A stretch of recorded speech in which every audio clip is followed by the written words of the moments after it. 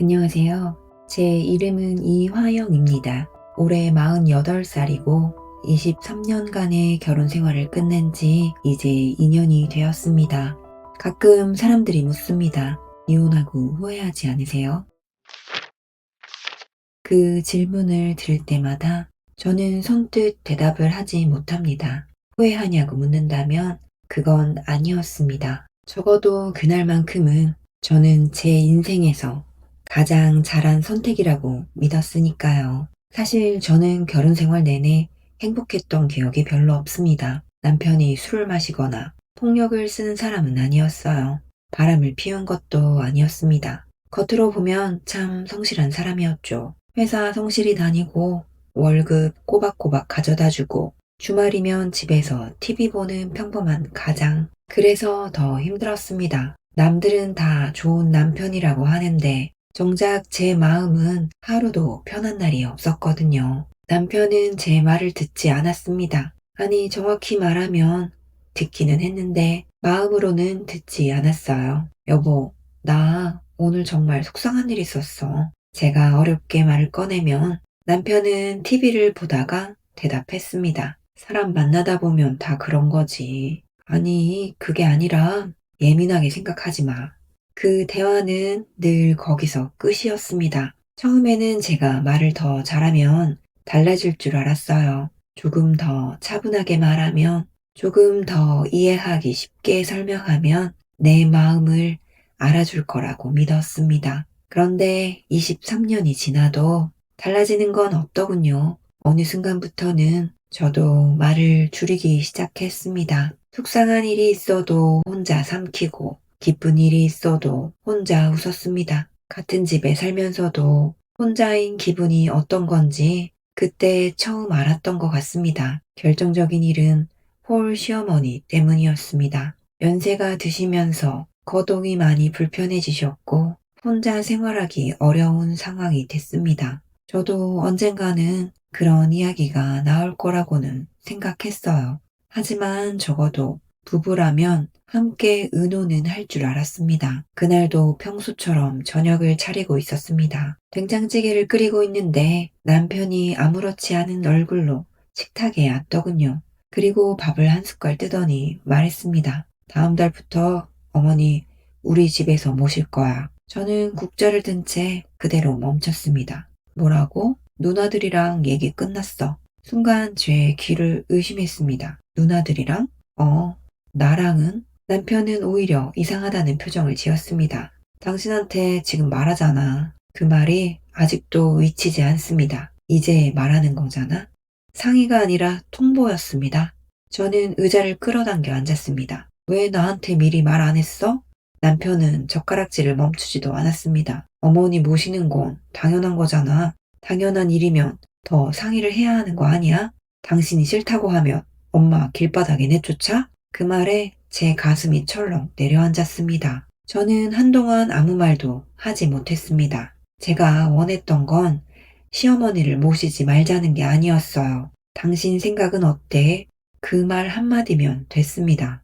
그런데 생각해보니 저는 그 집에서 23년을 살면서도 한 번도 그런 질문을 받아본 적이 없었습니다. 더 마음이 무거웠던 건 시어머니와의 관계였습니다. 시어머니는 저를 썩 좋아하지 않으셨습니다. 아들은 못 낳고 딸 하나만 낳고 사는 것도 늘 불만이셨고 명절마다 음식 간이 세다, 살림이 깔끔하지 않다, 아들을 제대로 안 챙긴다는 말씀을 아무렇지도 않게 하셨습니다. 처음에는 잘 보이고 싶어서 웃으며 넘겼습니다. 어른이니까, 옛날 분이시니까 그렇게 스스로를 달래며 버텼죠.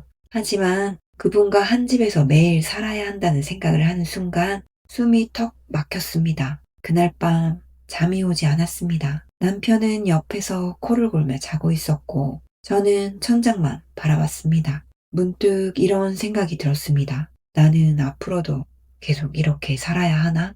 딸은 이미 대학에 합격해서 기숙사 생활을 준비하고 있었습니다. 엄마인 저보다 자기 앞길을 먼저 걱정해야 하는 나이였죠. 더 이상 아이 때문에 참고 살아야 할 이유도 없었습니다. 며칠을 고민하다 남편에게 말했습니다. 우리 이혼해.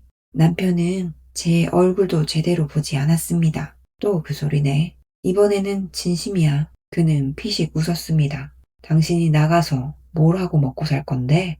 그 말을 듣는 순간 이상하게 눈물도 나지 않았습니다. 오히려 마음이 아주 차분해졌습니다. 그래, 내가 뭘 하고 살지는 모르겠다. 하지만 적어도 지금처럼 살고 싶지는 않다. 그게 제 대답이었습니다. 이혼은 생각보다 담담하게 끝났습니다. 재산 분할로 받은 돈은 많지 않았습니다. 작은 14평 아파트 전세를 구할 정도. 그래도 그 집은 온전히 제 공간이었습니다. 처음 입주하던 날, 텅 빈 거실 바닥에 앉아 컵라면을 먹었습니다. 식탁도 없고 의자도 없어서 종이 상자를 뒤집어 놓고 먹었는데 이상하게 그 컵라면이 그렇게 맛있을 수가 없었습니다. 아, 이제 아무 눈치 안 봐도 되는구나. 그 생각에 웃음이 났습니다. 사실 생활은 녹록지 않았습니다. 오랫동안 전업주부로 살아 경력도 없었고 나이도 적지 않았습니다. 여기저기 이력서를 넣어도 연락이 오지 않았습니다. 그러다 아는 동네 엄마 소개로 보험회사 영업직에 들어가게 됐습니다. 처음에는 겁이 많이 났습니다. 낯선 사람에게 말을 거는 것조차 어려운 성격이었으니까요. 그래도 살아야 했습니다. 누구에게 기대지 않고 내 힘으로 벌어야 했으니까요. 주말이면 딸이 기숙사에서 집으로 내려왔습니다. 엄마, 나 갈비찜 먹고 싶어. 그 문자 하나면 저는 금요일 저녁부터 장을 봤습니다. 갈비를 재우고 잡채를 만들고 미역국도 끓였습니다. 딸이 맛있게 먹는 모습을 보는 게 그때는 저의 유일한 큰 행복이었습니다. 집은 작았지만 웃음은 많았습니다. 적어도 저는 그렇게 믿었습니다. 이혼하길 잘했어. 그 생각을 하루에도 몇 번씩 했습니다. 누구의 눈치도 보지 않는 집, 혼자 결정할 수 있는 삶. 비록 가진 건 많지 않았지만 저는 이제야 제 인생이 시작됐다고 믿었습니다. 그런데 어느 날이었습니다. 오랜만에 동네에서 알고 지내던 언니에게 전화가 왔습니다. 화영아, 너 혹시 그 사람 소식 들었니? 무슨 소식이요? 잠시 머뭇거리던 언니가 조심스럽게 말했습니다. 너 전 남편 재혼했대. 재혼이요? 어, 그 여자가 6살이나 어리다더라? 잠시 후 제 휴대폰으로 사진 한 장이 도착했습니다. 정장을 입은 전 남편이 환하게 웃고 있었고 그 옆에는 처음 보는 여자가 서 있었습니다. 사진을 한참 바라봤습니다. 분명 내가 먼저 떠나온 사람이었습니다. 그런데 이상하게 가슴 한쪽이 아주 조용히, 아주 천천히 저려오기 시작했습니다. 전 남편의 재혼 소식을 들은 날 이후부터였습니다. 이상하게도 그 사진이 머릿속에서 지워지지 않았습니다. 사진 속 그 사람은 제가 알던 남편보다 훨씬 편안해 보였습니다. 입꼬리가 올라간 얼굴, 어깨에 힘이 빠진 자세, 그리고 옆에 서 있는 낯선 여자에게 자연스럽게 향하는 시선까지 23년을 함께 살면서 저는 그런 표정을 거의 본 적이 없었거든요. 처음에는 저도 인정하기 싫었습니다. 내가 왜 신경 써? 내가 먼저 이혼하자고 했잖아. 수십 번을 그렇게 되뇌었는데도 밤이 되면 엉뚱한 생각들이 하나둘씩 고개를 들기 시작했어요. 그 여자는 시어머니를 모시고 살까? 나한테는 그렇게 무뚝뚝하던 사람이 그 여자한테는 다정할까? 혹시 나한테만 그랬던 걸까? 생각이라는 게 참 무서웠습니다. 한번 시작되니까 꼬리에 꼬리를 물더군요. 그러다 문득 화가 났습니다. 아니, 내가 왜 이런 생각을 하지? 이미 끝난 사람이었습니다. 다시 만날 일도 없는 사람인데 왜 그의 웃는 얼굴 하나에 제 마음이 이렇게 저리는지 스스로도 이해가 되지 않았습니다. 그래서 저는 더 바빠지기로 했습니다. 생각할 시간이 없으면 괜찮아질 거라고 믿었거든요. 보험 영업은 생각보다 훨씬 힘든 일이었습니다. 처음에는 낯선 사람에게 말을 거는 것조차 얼굴이 빨개졌습니다. 엘리베이터 앞에서 명함을 꺼냈다가 다시 가방에 넣기를 몇 번이나 반복했는지 모릅니다. 한 번은 상가 앞에서 서성이다가 같은 팀 선배가 제 어깨를 툭 치더군요. 화영 씨, 네? 명함은 주려고 들고 나온 거예요? 구경하려고 들고 나온 거예요? 민망해서 웃음이 났습니다. 죄송해요. 아직도 너무 어렵네요. 선배는 제 손에 명함 한 장을 쥐어주며 말했습니다. 거절당하는 걸 무서워하면 이 일 못해요. 그래도 좀 창피하잖아요. 창피한 건 딱 3초예요. 안 건네면 계약은 평생 영건이고. 그 말이 오래 남았습니다. 그날 저는 이를 악물고 처음 보는 사람 20명에게 명함을 건넸습니다. 19명은 받지도 않았고, 한 명은 받자마자 쓰레기통에 버렸습니다. 집으로 돌아오는 길에 괜히 눈물이 핑 돌았습니다. 그런데 다음 날 또 나갔습니다. 그 다음 날도 나갔고요. 그렇게 몇 달이 지나자 신기하게도 사람들의 표정이 조금씩 보이기 시작했습니다. 누가 진짜 보험에 관심이 있는 사람인지, 누가 예의상 듣고 있는지, 이제는 대충 알겠더군요. 주말에는 먼 지방까지 운전해서 고객을 만나러 다녔습니다. 새벽같이 일어나 김밥 하나 사들고 고속도로를 달렸습니다. 계약서 한 장을 받아들고 집으로 돌아오는 길이면 피곤한 줄도 몰랐어요. 몸은 힘들었지만 마음은 이상하게 덜 외로웠습니다. 아마 그때는 뭐라도 붙잡고 있어야 했던 것 같습니다.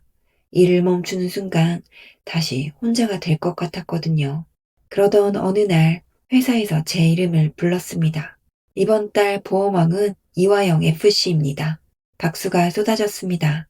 팀장이 상패를 안겨주며 웃었습니다. 입사 2년차 만에 대단하네요. 저도 웃었습니다. 정말 기뻤습니다.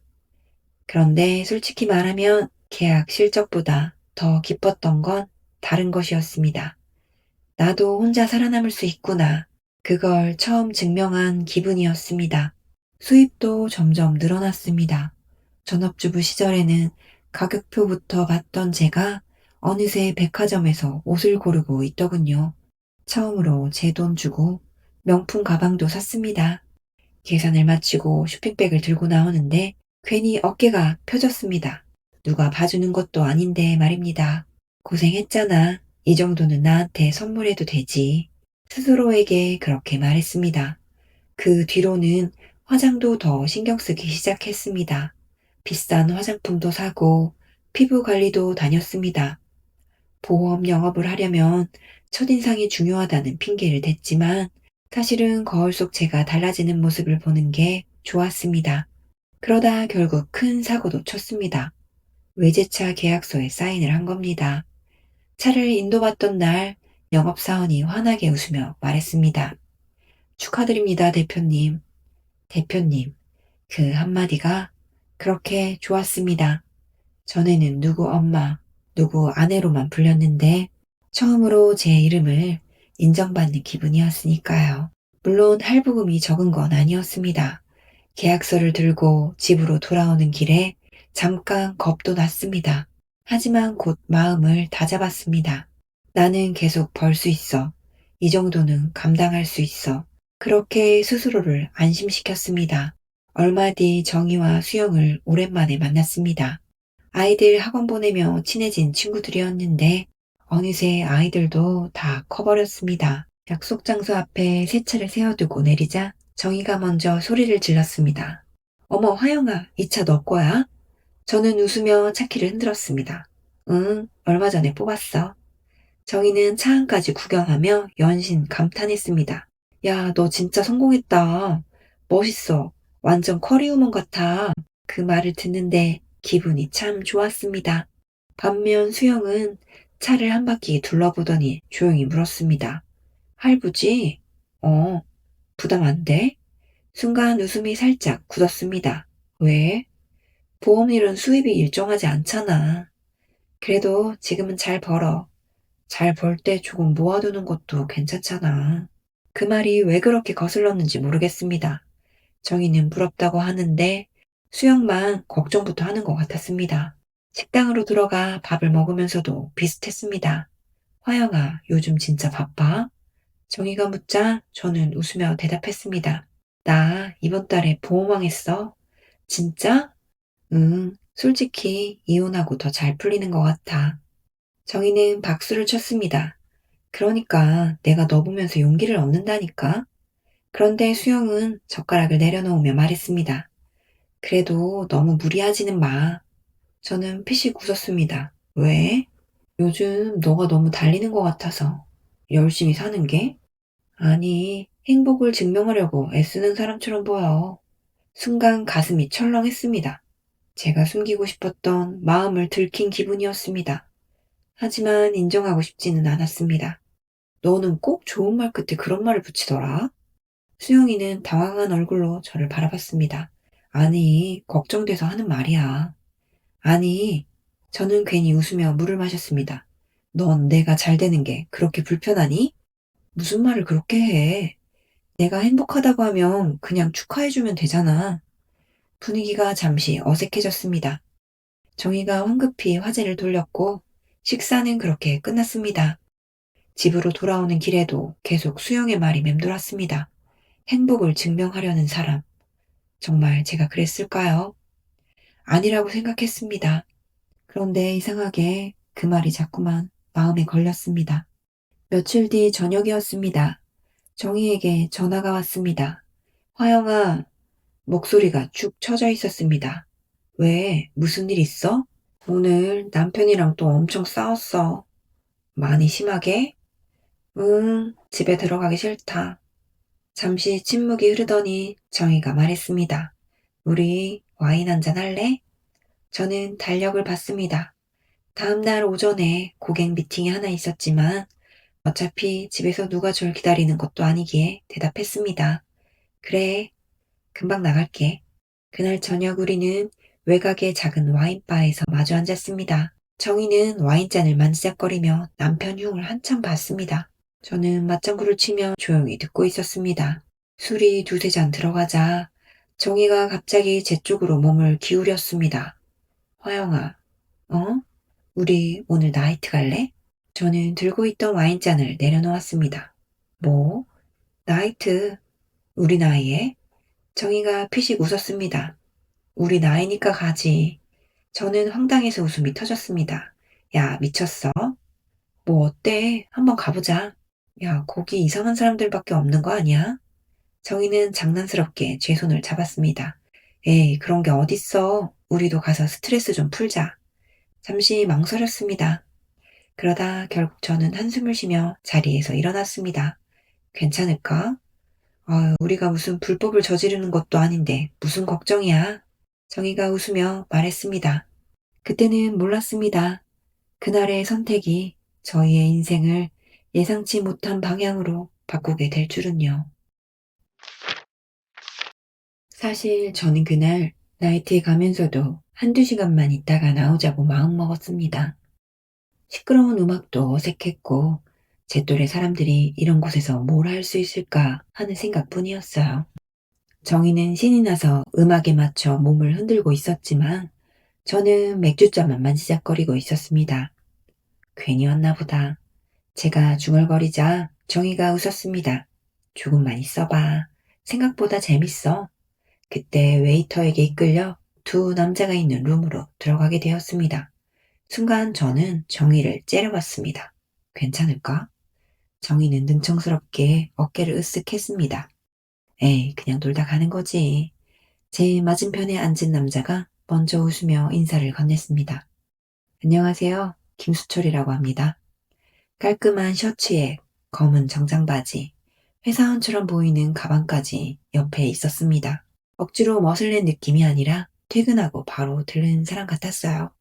옆에 있는 남자는 상훈이라고 자기를 소개했고 자연스럽게 정희와 이야기를 시작했습니다. 처음에는 경계심이 컸습니다. 그런데 수철은 처음부터 분위기가 달랐습니다. 술을 권하지도 않았고 과한 농담도 하지 않았습니다. 퇴근하고 오신 거예요? 제가 먼저 묻자 수철이 고개를 끄덕였습니다. 네, 거래처 일이 길어져서 늦었는데 상훈이가 바람 좀 쐬고 가자고 해서요. 저도 억지로 끌려왔어요. 제가 웃으며 말하자 수철도 따라 웃었습니다. 그럼 저희 둘은 같은 처지네요. 이상하게 그 말이 편했습니다. 어색함을 없애려고 일부러 분위기를 띄우는 사람이 아니라 제 속도에 맞춰 대화를 하는 사람 같았거든요. 맥주를 한 잔 마시며 이런저런 이야기를 나누다 보니 자연스럽게 서로의 사는 이야기가 나왔습니다. 결혼하셨나요? 잠깐 망설이다가 저는 솔직하게 말했습니다. 이혼했어요.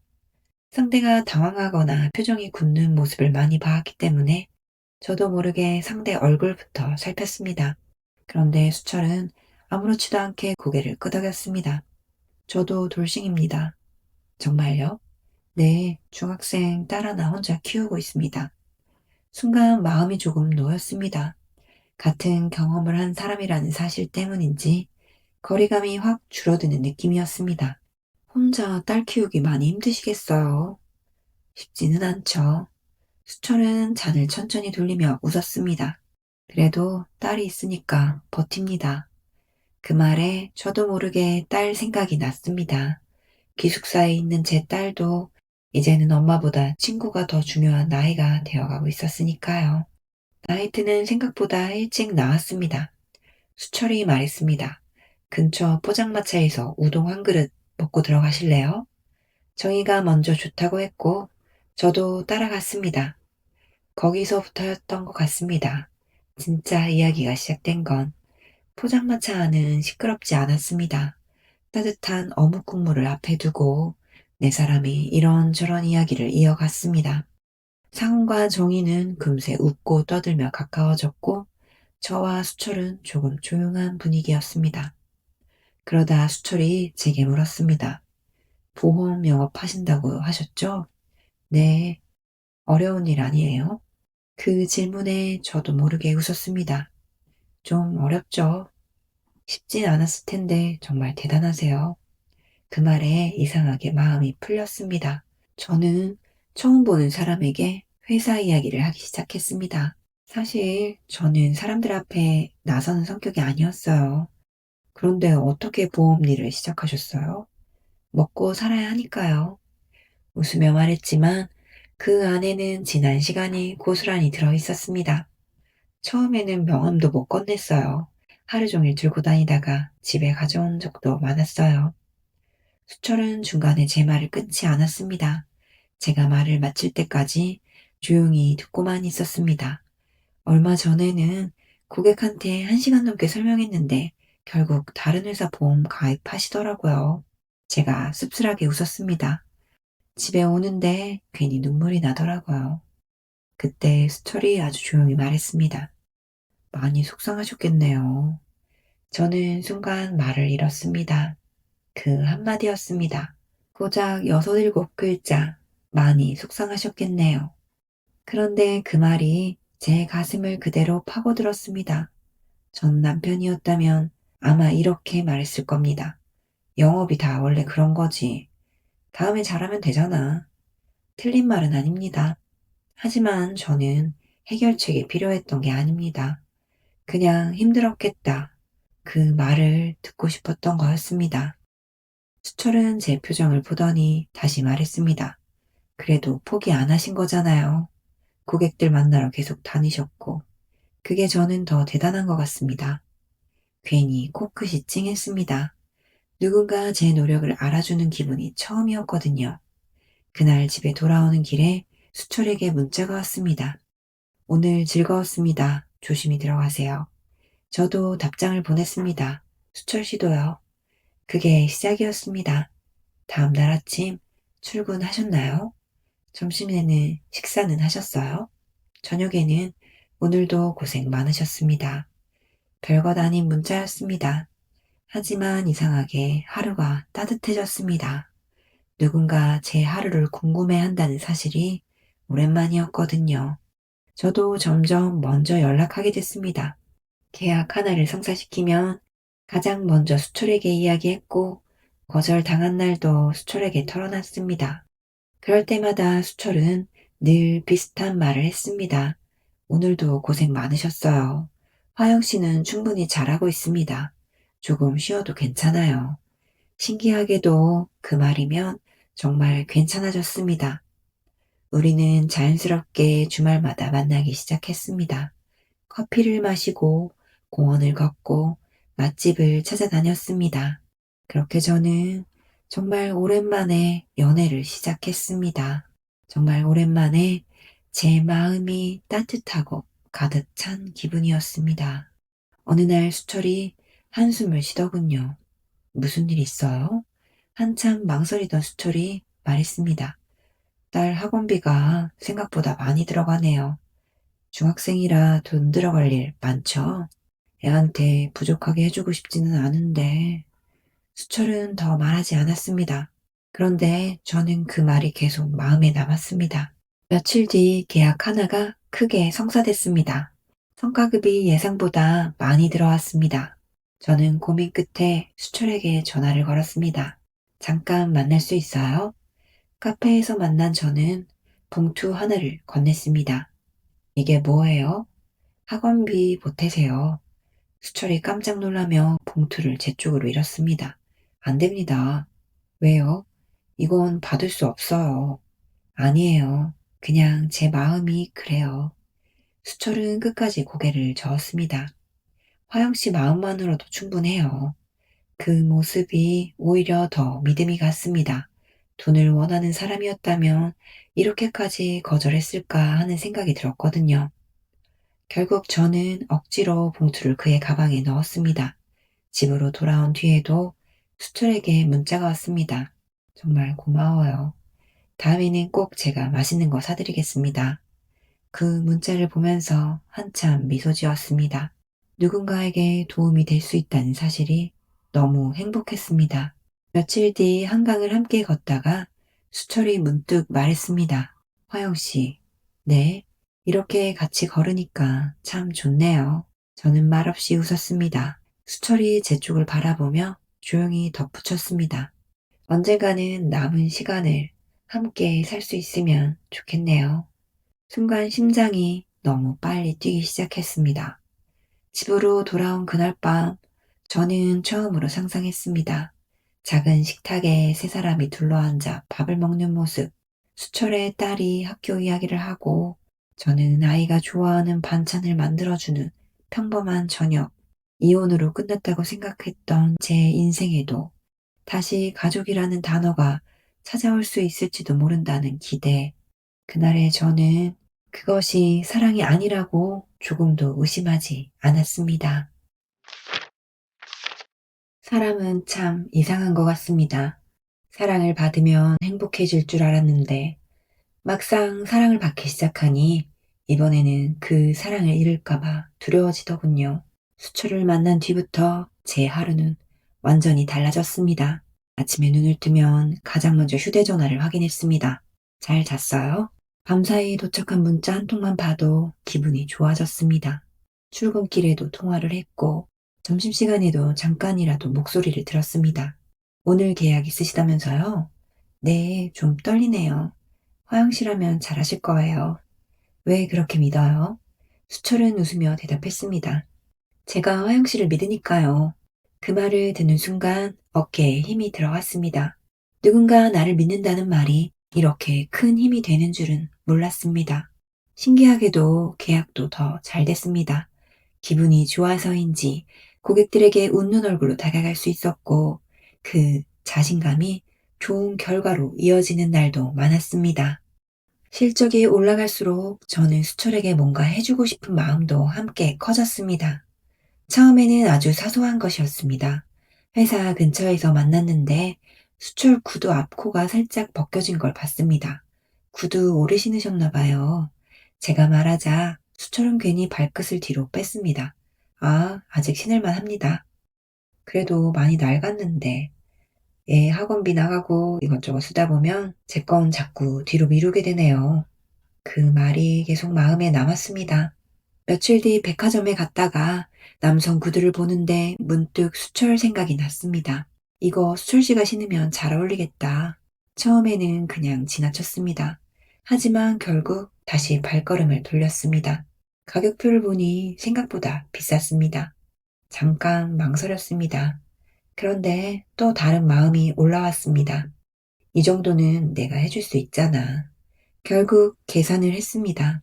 며칠 뒤 선물을 건네자 수철은 한참이나 상자를 열지 못했습니다.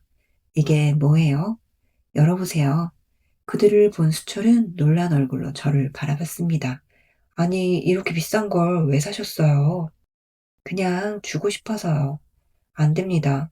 그는 상자를 제 쪽으로 다시 밀었습니다. 받을 수 없어요. 왜요? 너무 비싸요.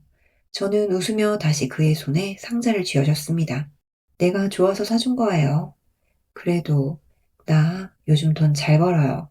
괜히 장난스럽게 말했습니다. 보호망이 괜히 보호망인 줄 아세요? 수철은 끝내 웃으며 고개를 숙였습니다. 정말 고마워요. 잘 신을게요. 그날 집으로 돌아오는 길에 저는 이상할 정도로 행복했습니다. 비싼 구두를 사서가 아니었습니다. 누군가에게 필요한 사람이 되었다는 기분 때문이었습니다. 그 뒤로는 점점 자연스러워졌습니다. 날씨가 추워지자 따뜻한 패딩을 사주고 싶었고, 셔츠가 낡아 보이면 새 셔츠를 골랐습니다. 수철은 늘 같은 말을 했습니다. 너무 감사해요. 그런데 너무 많이 해주셔서. 그런데 끝내는 받아주었습니다. 저는 그 모습을 보며 오히려 더 믿게 됐습니다. 정말 돈만 보고 만나는 사람이었다면 처음부터 당연하게 받았을 테니까요. 어느 날은 수철이 딸 이야기를 했습니다. 이번 시험이 얼마 안 남았는데 학원 하나를 더 보낼까 하고 고민하고 있어요. 사진을 보여주지는 않았지만 딸 이야기를 할 때마다 수철 표정은 늘 부드러워졌습니다. 저도 모르게 물었습니다. 따님이 뭐 좋아해요? 캐릭터 문구 같은 거요. 며칠 뒤 저는 아이를 위한 운동화와 문구 세트를 샀습니다. 이건 꼭 전해주세요. 수철은 난감한 표정을 지었습니다. 아니, 이렇게 많이 준비하셨어요. 애들 좋아하잖아요. 화영 씨, 그냥 엄마 마음이라고 생각하세요. 그 말이 입에서 자연스럽게 나왔습니다. 엄마. 그 단어를 말하는 순간 괜히 가슴이 따뜻해졌습니다. 저도 모르게 그 아이를 제 마음속으로 품기 시작했던 것 같습니다. 한편 정희도 상훈과 꾸준히 만나고 있었습니다. 둘은 저희보다 더 자주 만나는 것 같았습니다. 다만 정희는 한 가지를 숨기고 있었습니다. 자신이 아직 이혼하지 않은 유부녀라는 사실이었습니다. 괜찮겠어? 제가 조심스럽게 묻자 정희는 손을 내저었습니다. 나중에 말할 거야. 그래도 어차피 남편이랑 끝난 사이나 마찬가지야. 저는 더 이상 말릴 수 없었습니다. 사람마다 사정은 다르니까요. 어느 날 오랜만에 정희랑 수영이까지 셋이 만났습니다. 카페에서 커피를 마시다가 정희가 먼저 입을 열었습니다. 우리 사실 연애한다? 수영이 눈을 크게 떴습니다. 너희 둘 다? 저도 웃으며 고개를 끄덕였습니다. 정희는 상훈 이야기를 했고 저는 수철 이야기를 했습니다. 수영은 한동안 조용히 듣고만 있었습니다. 그러더니 정희를 먼저 바라봤습니다. 정희야, 응? 너는 빨리 정리하는 게 좋겠다. 정희 얼굴이 굳었습니다. 무슨 말이야? 아무리 남편이랑 사이가 안 좋아도 넌 아직 유부녀잖아. 정희는 못마땅한 표정을 지었습니다. 내 사정도 모르면서 수영은 이번에 저를 바라봤습니다. 화영아, 왜? 수철 씨 집에는 가봤어? 아니, 아직. 회사 이름은 알아? 대충은. 사실 정확한 회사 이름은 저도 몰랐습니다. 수철이 회사 이야기를 자세히 하는 걸 별로 좋아하지 않았기 때문입니다. 그 딸은 만나봤어? 좀 더 크면 만나보기로 했어. 중학생이라며? 순간 말문이 막혔습니다. 제가 잘못 말했는지, 수영이 잘못 들었는지 헷갈렸습니다. 수영은 조용히 말을 이어갔습니다. 화영아, 응? 너 그 사람에 대해 아는 게 생각보다 별로 없는 것 같아. 저는 웃으며 넘기려 했습니다. 이제 점점 알아가고 있지. 하지만 수영은 표정이 진지했습니다. 그리고 선물도 너무 많이 하는 것 같아. 내가 좋아서 하는 건데. 그래도 조심해야지. 순간 기분이 확 상했습니다. 너 지금 무슨 뜻이야?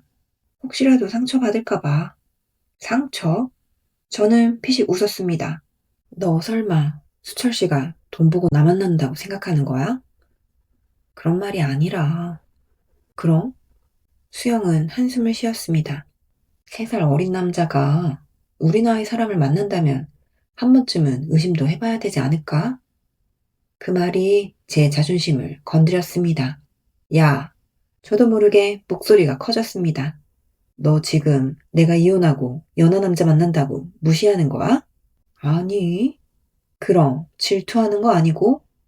순간 테이블 위 공기가 싸늘해졌습니다. 수영이 황당한 표정으로 저를 바라봤습니다. 내가 왜 질투를 해? 내가 이혼하고도 잘 사니까 보기 싫은 거잖아. 화영아, 너는 평생 참고 살면서 내가 행복한 꼴은 못 보는 거지? 수영 얼굴이 굳어졌습니다. 한참 말이 없던 그녀가 조용히 일어났습니다. 괜한 말 했다. 앞으로도 하지 마. 저도 끝까지 물러서지 않았습니다. 내 인생이니까. 수영은 개선도 하지 않은 채 식당을 나가버렸습니다. 정희가 제 눈치를 살피며 말했습니다. 너무 심한 거 아니야? 저는 애써 웃었습니다. 원래 저런 애야. 집으로 돌아오자마자 저는 카카오톡 프로필을 바꿨습니다. 수철과 함께 찍은 사진이었습니다. 한강에서 다정하게 서 있는 우리 둘의 뒷모습. 사진을 올리면서 괜히 이런 생각을 했습니다. 그래, 누군가 좀 봤으면 좋겠다. 수영도, 전 남편도, 그리고 세상 사람들도, 이혼한 여자도 충분히 사랑받을 수 있다는 걸 보여주고 싶었습니다. 크리스마스 이브가 되었습니다. 수철은 약속 시간보다 조금 늦게 나타났습니다. 코트 안이 불룩했습니다. 뭐예요? 수철이 쑥스럽게 웃었습니다. 코트를 열어보이니 붕어빵 봉지가 들어있었습니다. 식을까봐 품에 넣고 왔어요. 순간 웃음이 터졌습니다. 붕어빵을 품고 왔다고요? 화영씨 따뜻한 붕어빵 좋아하시잖아요. 정말 별거 아닌 행동이었습니다. 그런데 저는 눈시울이 뜨거워졌습니다. 전 남편은 제 취향을 물어본 적도 없었는데 이 사람은 붕어빵 하나도 식지 않게 품고 오다니. 한참 즐겁게 얘기를 나눈 뒤 저는 준비한 선물 상자를 꺼냈습니다. 수철이 포장을 풀다가 그대로 멈췄습니다.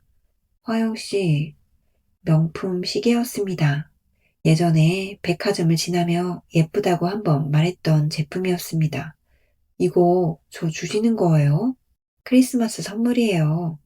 수철은 한동안 말을 잇지 못했습니다. 이렇게 비싼 걸 갖고 싶다 했잖아요. 그는 제 손을 꼭 잡았습니다. 고마워요. 정말 평생 못 잊을 것 같아요. 그 말에 저는 세상을 다 가진 기분이었습니다. 그때였습니다. 수철의 휴대폰이 울렸습니다. 잠깐 화면에 뜬 이름이 눈에 들어왔습니다. 우리 집. 제가 무심코 물었습니다. 안 받으세요? 수철은 아주 자연스럽게 휴대전화를 뒤집어 놓으며 웃었습니다. 딸이에요. 집에 혼자 있으니까 제가 늦으면 꼭 전화합니다. 저는 고개를 끄덕였습니다. 참 다정한 아빠구나. 그 생각밖에 들지 않았습니다. 사랑에 빠진 사람은 보고 싶은 것만 보게 된다는 사실을 그때는 미처 몰랐습니다. 크리스마스 이브를 함께 보낸 다음 날이었습니다. 수철은 미리 제게 말했습니다. 내일은 딸이랑 있어야 합니다. 저는 웃으며 고개를 끄덕였습니다. 당연하죠.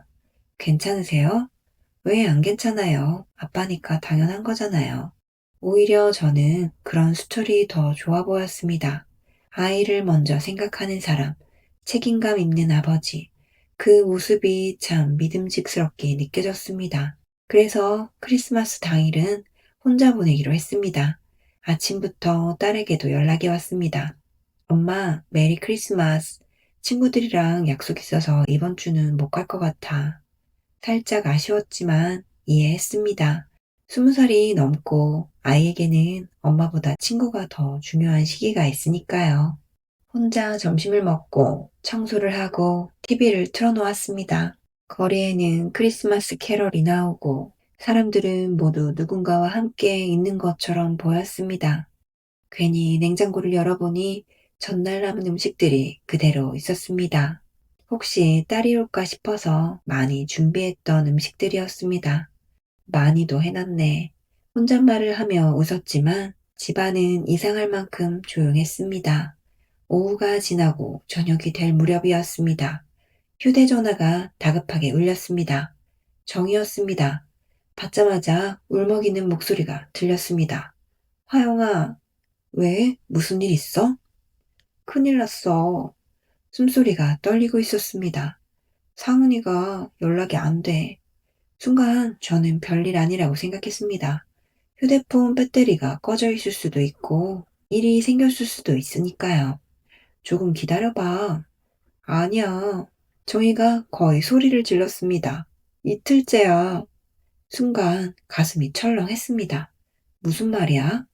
잠시 침묵이 흐르더니 정희가 울면서 말했습니다. 나 상훈이한테 돈 빌려줬어. 돈? 얼마나? 한참 머뭇거리던 정희가 겨우 입을 열었습니다. 5천. 저는 숫자를 잘못 들은 줄 알았습니다. 5천? 5천만 원. 순간 말문이 막혔습니다. 야, 너 미쳤어? 정희는 계속 울먹였습니다. 사업 시작하는데 잠깐만 빌려달라고 했어. 그걸 왜 너가 줘? 금방 갚는다고 했단 말이야. 그 돈을 어디서 구했어? 정희는 아주 작은 목소리로 말했습니다. 대출 받았지. 뭐? 남편 몰래. 순간 머리가 띵했습니다. 평소 씀씀이도 크지 않던 정희가 남편 몰래 대출까지 받아 남자에게 돈을 줬다는 사실이 믿기지 않았습니다. 한참 말이 없던 제가 겨우 물었습니다. 그래서 지금 연락이 안 된다고? 응, 회사도 없어. 집도 가봤는데 주소도 가짜야. 저는 충격을 받았지만 동시에 이상한 생각이 들었습니다. 설마. 그때 정희가 조심스럽게 말했습니다. 화영아, 응? 혹시 수철 씨도? 순간 저는 정희 말을 끊었습니다. 무슨 소리야? 둘이 처음부터 같이 다녔잖아. 그래서? 같은 회사라고 했잖아. 정희 목소리가 점점 떨렸습니다. 혹시 우리한테 돈 뜯으려고 접근한 거 아니야? 순간 화가 머리 끝까지 올라왔습니다. 야, 상훈이가 그런 놈이라고 수철 씨까지 그런 사람 만들어? 아니, 혹시 모르니까. 모르긴 뭘 몰라. 저는 자리에서 벌떡 일어났습니다. 수철 씨가 나한테 돈 달라고 한 적 있어? 정희는 잠시 말이 없었습니다. 없잖아. 그래도 너가 선물 많이 사줬잖아. 그건 내가 좋아서 한 거야. 화영아, 정신 차려. 지금 너와 정신 차려야지. 결국 우리는 크게 다퉜습니다. 전화를 끊고 나서도 화가 가라앉지 않았습니다. 어떻게 수철 씨를 그런 사람이랑 엮을 수 있지? 저는 일부러 수철에게 전화를 걸었습니다. 전원이 꺼져 있었습니다. 아, 곧바로 스스로를 안심시켰습니다. 오늘 딸이랑 있잖아. 조금 늦게 다시 걸었습니다. 여전히 꺼져 있었습니다. 아이랑 영화 보러 갔나? 그렇게 생각했습니다. 하지만 이상하게 가슴 한구석이 답답했습니다. 정희 말이 자꾸만 떠올랐습니다. 그날 밤 침대에 누웠는데 잠이 오지 않았습니다. 문득 이상한 생각들이 하나둘 떠오르기 시작했습니다. 그러고 보니 저는 수철집을 한 번도 가본 적이 없었습니다. 늘 밖에서만 만났습니다. 식당, 카페, 공원, 한강. 수철은 한 번도 집으로 오라는 말을 하지 않았습니다.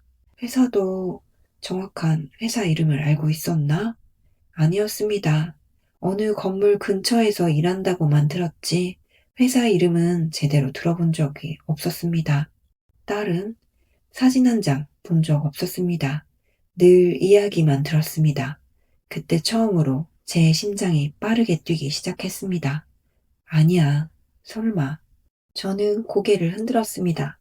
사람을 믿기로 했으면 끝까지 믿어야 한다고 스스로를 다독였습니다. 다음 날 오전이 되어서야 수철에게 전화가 왔습니다. 화영 씨, 목소리는 평소와 다를 것이 없었습니다. 어제 휴대전화 왜 꺼져 있었어요? 딸이랑 밖에 있었어요. 계속 늦게 들어왔어요. 저는 망설이다 결국 물었습니다. 상훈 씨가 연락이 안 된대요. 수철도 놀란 듯 했습니다. 정말요? 음, 사업자금 받아서 잠적했대. 잠시 침묵이 흘렀습니다. 저도 몰랐습니다. 같은 회사 아니었어요? 수철은 바로 대답했습니다. 예전에 같이 일했던 사람입니다. 순간 저는 당황했습니다. 분명 처음에는 회사 동료라고 들었던 것 같은데. 처음엔, 하영 씨, 수철이 제 말을 끊었습니다. 설마 저도 의심하는 겁니까? 저는 아무 말도 하지 못했습니다. 아니, 화영 씨, 화영 씨까지 저를 그렇게 생각하시면 저는 정말 서운합니다. 그 말에 가슴이 철렁 내려앉았습니다. 내가 잘못했구나. 그 생각이 먼저 들었습니다. 미안해요. 정희가 그런 말을 해서 저는 화영 씨만큼은 저를 믿어줄 줄 알았습니다. 그 말에 너무 미안한 마음이 들었습니다. 제가 사랑하는 사람에게 상처를 준 것 같았습니다. 정말 미안해요. 제가 괜한 말을 꺼냈네요. 수철은 한숨을 쉬었습니다. 조금 생각할 시간이 필요한 것 같습니다. 전화가 끊겼습니다. 그 뒤로 저는 하루 종일 마음이 불안했습니다. 혹시 내가 의심해서 마음이 많이 상한 걸까? 괜히 그런 말을 꺼냈어. 그날 저녁 저는 백화점으로 갔습니다. 며칠 전 수철이 지나가며 멋있다고 했던 지갑이 떠올랐습니다. 미안한 마음도 전할 겸 결국 또 계산대 앞에 서 있었습니다. 선물을 준비하면 풀릴 거라고 믿었습니다. 그런데 이상한 일이 생겼습니다. 평소 같으면 바로 오던 답장이 오지 않았습니다. 퇴근하셨어요? 읽지 않았습니다. 내일 잠깐 볼 수 있을까요? 답이 없었습니다. 전화를 걸어도 받지 않았습니다. 바쁜가 보다. 기분이 아직 안 풀렸나 보다. 저는 그렇게 스스로를 달랬습니다. 하지만 점점 불안이 커졌습니다. 이틀째 되던 날 오후였습니다. 모르는 번호로 전화가 걸려왔습니다. 광고 전화인 줄 알고 끊으려다가 이상하게 그날따라 받게 됐습니다. 여보세요? 잠시 침묵이 흘렀습니다. 그리고 낯선 여자의 목소리가 들렸습니다. 이화영 씨 맞으세요? 네. 제가 꼭 드릴 말씀이 있어서 연락드렸습니다. 저는 누구냐고 물었습니다. 여자는 아주 담담한 목소리로 말했습니다. 저 김수철 아내입니다. 순간 제 머릿속이 하얗게 비어버렸습니다. 그 한마디를 들은 순간 세상이 멈춘 것 같았습니다. 처음에는 잘못 걸려온 전화인 줄 알았습니다. 아니면 누군가의 장난이라고 믿고 싶었습니다. 무슨 말씀이세요? 제 목소리가 떨렸습니다. 상대는 아주 차분하게 말을 이어갔습니다. 남편 휴대전화에서 이화영 씨와 나눈 문자랑 사진 다 봤습니다. 저는 한참 동안 아무 말도 하지 못했습니다. 수철 씨는 이혼했다고 했어요. 겨우 입을 열자 상대가 짧게 대답했습니다. 이혼한 적 없습니다. 아니에요. 분명 저한테. 딸도 저랑 같이 키우고 있습니다. 숨이 턱 막혔습니다. 그동안 수철이 들어줬던 이야기들이 머릿속을 스쳐 지나갔습니다. 혼자 딸을 키운다는 이야기, 학원비가 부담된다는 이야기, 아빠라서 미안하다는 이야기, 그 모든 것이 한순간에 무너져 내렸습니다. 저는 떨리는 목소리로 말했습니다. 저도 속았어요. 정말 몰랐어요. 상대는 한숨을 쉬었습니다. 그 말 믿기 어렵네요. 선물도 그렇게 많이 해주셨잖아요. 돈도 보내셨고. 그런데 한 번도 이상하다고 생각 안 하셨어요? 그 질문 앞에서 저는 아무 말도 할 수 없었습니다. 사실 이상했던 순간이 없었던 건 아니었습니다. 집에 한 번도 데려가지 않았던 것, 회사를 자세히 말하지 않았던 것, 자주 약속을 어겼던 것, 휴대전화가 자주 꺼져 있던 것. 하지만 어쩌면 저는 일부러 묻지 않았을까요? 혹시라도 진실을 알게 될까봐, 혹시라도 행복이 깨질까봐요. 그 모든 의심을 제가 스스로 덮어버렸던 것일까요? 다시는 제 남편 만나지 마세요. 다음에는 법적으로 대응하겠습니다. 전화는 그렇게 끝났습니다. 저는 거실 바닥에 주저앉았습니다. 한참 동안 움직일 수가 없었습니다. 눈물도 나오지 않았습니다. 멍하니 천장만 바라보다가 문득 웃음이 났습니다. 제가 너무 바보 같아서요. 저는 수철에게 전화를 걸었습니다. 전원이 꺼져 있었습니다. 문자를 보냈습니다. 설명해. 답장이 없었습니다. 여태 모든 게 거짓말이었다는 거야? 읽지도 않았습니다. 다음 날도, 그 다음 날도 수철은 끝내 연락하지 않았습니다. 그렇게 제 인생에서 사라졌습니다. 허무하게도요. 옷장을 열다가 문득 가방 안에 무심코 넣어둔 시계의 영수증이 눈에 들어왔습니다. 크리스마스 선물로 사줬던 명품 시계였습니다. 12개월 할부. 아직도 카드값이 남아 있었습니다. 구두도 양복도 지갑도 수철에게 사준 것들은 하나도 제 곁에 없는데 할부금만 제 카드 앞에 남아 있었습니다. 카드 결제 문자가 올 때마다 가슴이 철렁 내려앉았습니다. 내가 이걸 벌려고 얼마나 뛰어다녔는데 그 생각을 하면 제 자신이 너무 한심했습니다. 사랑을 잃은 것보다 더 힘들었던 건 제 자신을 믿을 수 없게 된 것이었습니다. 며칠 동안 집 밖으로 나가지 않았습니다. 회사도 나가지 않았습니다. 커튼도 열지 않았습니다. 휴대전화도 꺼두었습니다. 그러던 어느 날 정희에게 전화가 왔습니다.